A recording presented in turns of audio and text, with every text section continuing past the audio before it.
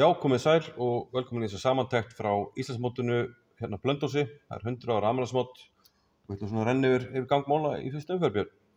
Já, ætlum að gera það. 100 ára afmælismót skáksambandsins. Mótið fer fram hér í Krúttinu Já, á Blönduósi.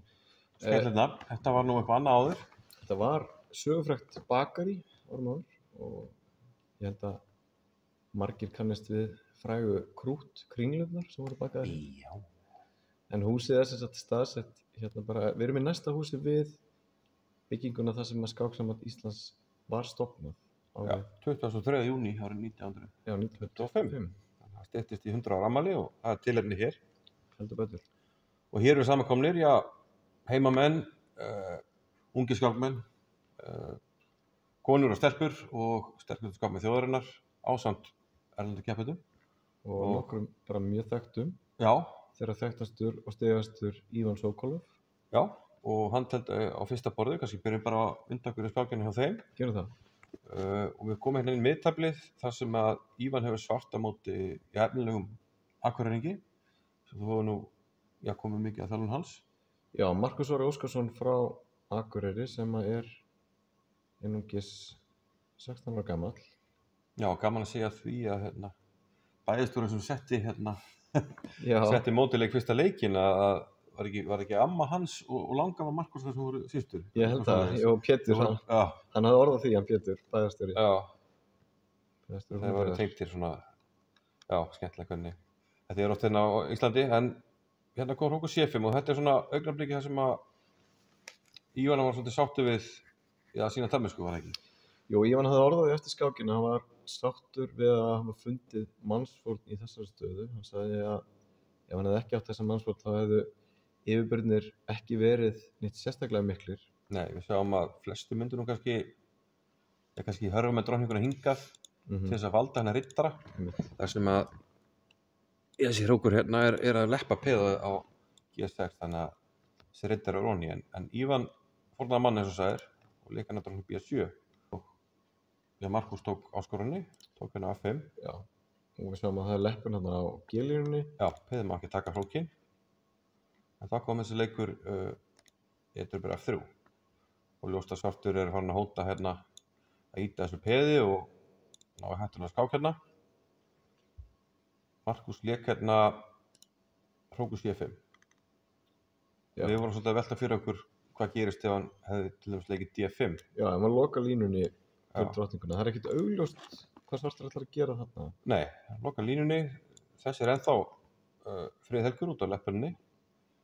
En hérna hefði til dæmis verið hægt að leika peðinu F2, er það ekki? Jú, Hvítu verður eiginlega að halda hróknum, halda leppunni, þannig að leikar þess að Hrókur G2.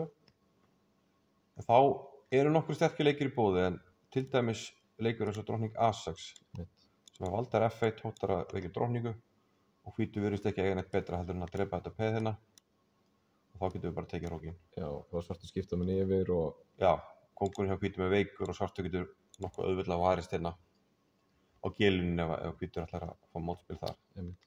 Þannig að eins og þetta teldist, þá kom Hrókur C5 eftir skák og það er bara einn leikur hér, það er að bera fyrir. Þá er ekki Ívan Hrókur E8 og sjáum að hvítastaðan virðist nú vera að hrunni komin. Já, svartur er mjög virkur þarna þó hann sem mann undir. Hérna kom Hrókur E5, þetta var tekið, drottningin komin að 4, hóttar aftur að fara að skáka hérna á 1-1. Einmitt. Drottning F1, svona rétt hangið saman, en Hrókur B1 og nú hóttar hann aftur að taka og skáka svo og já, það er raunin það sem gerist eftir H4 að tók hann hérna á C1 Já, og Markus gafst upp þar sem að eins og áður hefur komið fram, drottning drupur hér, drottning E1 og Já. að fara nýja drottningu. það má kannski geta þess að eftir skákina, Ívan, hann hrósaði Markusi mikið, hann tók eftir að Markus er mjög efnilegur og hann hafi orðað því að hann væri svona vel stúderaður í byrjunum. Já. En kannski skortir ennþá smá reynslu. Akkurat, og já, bara gaman fyrir hann að fá tækifæri gegn Heldur betur. svona sterkum skákmanni. En á öðru borði, það er okkar maður, stigasti skákmaður Íslands, Vigni Vatnar Stefánsson. Og hann mætti þýskum skákmanni. Íslandsvinni. Íslandsvinni. Hann telt mikið áður. Bartil Ansgar. og ekki kannski bara heyra hvað Vignir hafa að segja skákina. Gerðu það. Við erum hérna með Vigni Vatnar eftir sigur í fyrstu umferð á Íslandsmótinu, 100 ára afmælismótið. Hvernig gekk þetta? Ég hafði þetta, hörkuskák. Það var þýskur andstæðingur, hann teldi svolítið passíft, þú varst komið góða stöðu. Hvað var svona kritísk augnablikið? Það var svona mómenti þegar hann leyfði mér að leika riddari C5 og þá var ég komið með hann frábæra riddara sem setti þetta pressa á BSU-peð og síðan endur á að ég heyrði það peð og lefa ég komið hafa vissi ég væri með hann líka hafa náttúrulega mjög tímalítill þannig að ég var að svona nýta með hafa þessi maður hann var 2 mínútur eftir og það var einhver meginn að reyna að halda þessum stuðu sem ég var ekki að lefa að gera. Þannig að svona, já, tiltölulega auðvöldur sigur, þannig séð, ég líst ekki bara vel á framhaldið, þú stefnir á sigur, eða ekki? Sjálfsögðu, algjörlega. Mér líst ógeðslega vel á þetta, þetta er líka bara þvílíka veislan hérna, þetta er bara þvílíka veðrið, þetta er alltaf smella, þetta gæti ekki verið betra. Sól og blíða, rock and roll, gangið vel. Já, takk. Já, við heyrðum þannig Vigni og hann talaði Björn sterkar riddara á C5. Já. Og sem kemur hér og setur á þetta peð. Það var kannski lykillinn að sigrinum. Já, þetta veika peð á B7. Það er merkilega erfitt fyrir svartan að bjarga þessu peði. Já, sjáum að hérna kom drókning E7 valda peðið, drókning E3, hann hörfaði með drókning C7, þá kom G3 og hann gaf hérna peðið, hann leik drókning D6. Sjáum að hvítur hefur svona ýmsar leiðir til að bæta pressun á þetta peð, reyna að koma læða drókningun inn, jafnvel getur hann fara að leika bara með drókning F4, reyna að skipta upp og ef svartur neitar uppskiptunum þá kemur drókningin inn og þetta peð fellur og framhaldið var eiginlega svolítið, svona hálfsnautlegt, hann tók hann á B7. Já, vinnur peð á B4 á móti en... Já, reyndar nú kemst drókningin inn. Já, þetta er óveik peð hjá svartur. Já, hann tók hérna á B6, þetta er D7. Skyndilega Vigni kom með valdafrí peð á B6, það er... Já, valda peðina með C5 og kannski var þjóðurinn að binda vonum við það að ef riddarinn fer eitthvað þá dreipar hann hér en vandamálið er að riddarinn má fara og hann hreinlega ræður ekki við þetta peð og eftir nokkra leiki þá hann gaf manninn og gafst fljótlega eftir það. Já. Þetta voru svona kannski, já, bestu menninir, flest úrslit í umferðinu voru eftir bókinni. Já. Það er kannski einna helst að landsliðskonan Guðrún Fanney Brí, hún mætti landsliðsmanninum Guðmundi Kjartansinni. Já, á 4. borði. Maður hefur svona, flestir eru spáð því fyrirfram að þetta ætti að vera auðveldur sigur fyrir Guðmund svona samkvæmt, bókinni. Já, samkvæmt bókinni með hvítu mennina. Mikill stigamunur og reynslumunur. Já, Guðrún hefur verið svolítið vaxandi og heldur betur. Mikið sjálfstraust og ég spjallaði þessu hérna.